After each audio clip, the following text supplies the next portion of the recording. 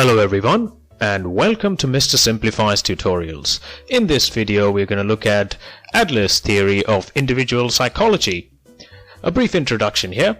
Alfred Adler, alongside Sigmund Freud, was one of the founders of the psychoanalytic movement in the early 1900s. Although Freud, interestingly, looked upon Adler as one of his first disciples, Adler never viewed himself that way. He actually then went his own way, developing Adler's theory of individual psychology, which we're going to look into the course of this video. So what is Adler's theory?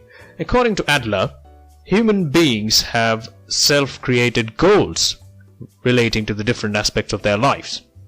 These goals are centered around what they believe to be the best versions of themselves, also called their self-ideal. Now, connected with this important idea of self-ideal is the concept of inferiority. According to Adler, each of us is born into the world with a sense of inferiority. We start off as weak and helpless and strive to overcome these deficiencies that we are born with and become superior to those around us. We essentially strive all our lives to reach this self-ideal that we have created in our minds for ourselves. Although some inferiority, it seems, can drive us to better ourselves, obviously, excessive feelings of inferiority can't be healthy, and they actually have the opposite effect. It becomes quite overwhelming for an individual, and if he or she is unsuccessful in his or her efforts, the person can then develop an inferiority complex, and this can then lead us to feel helpless and hopeless, which obviously aren't great feelings, and it can lead you to a very bad place. Another interesting concept that came out of Adler is the birth order. Now, Adler believed that an individual's birth order can have a direct association with personality characteristics. Firstborns, it seems, are believed to be leaders, the firstborn in the household, leaders of the household who follow rules and submit to authority. They're often more ambitious than other birth order positions and are more conforming to the rules of the household. And they also tend to be more motivated to achieving their goals than the later borns. He also believed that they need to deal with a feeling of being dethroned with the birth of a second sibling.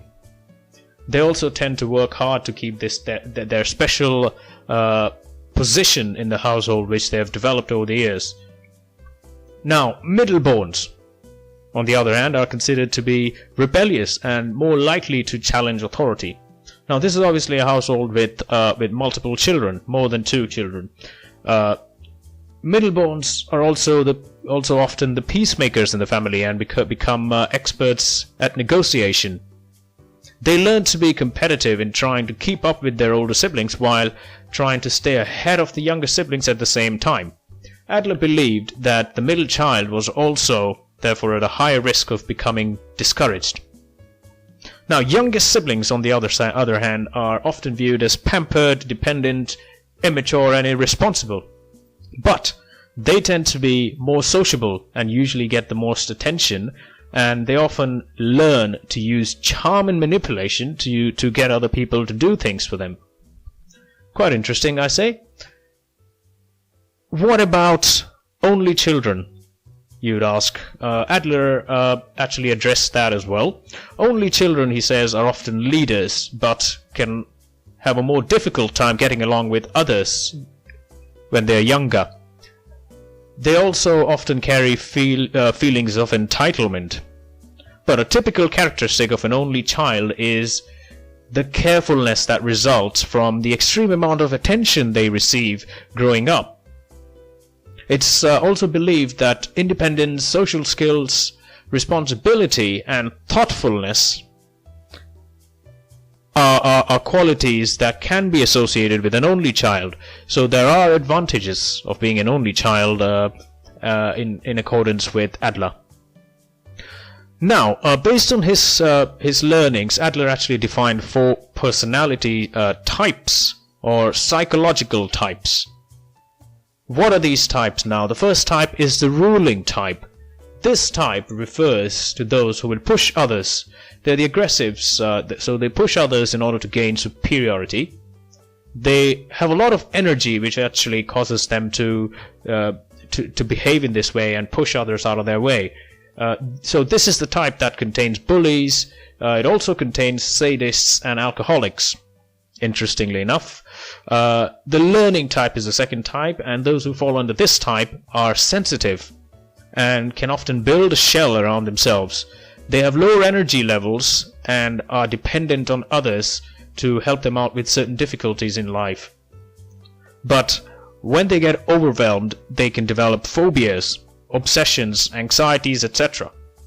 And now the third type is the avoiding type. These people are people who survive by avoiding life, it seems, and they have the lowest energy levels of this group of people categories. They can actually become psychotic and start living in their own worlds, in their own little shells. And the final type is the socially useful type.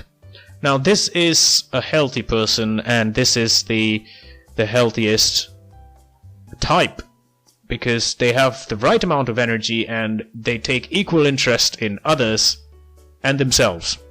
So they are actually expected to be sociable in the right way and not push other people away. Okay, so we've looked at the personality types, the psychological types, and a brief introduction of Adler's theory. I hope that was all useful for you as a good introduction, and I thank you for your attendance as always. Keep liking this video, the videos in this channel, and subscribing and sharing this content for more regular content in the future. Thank you very much, and have a good day. Thanks.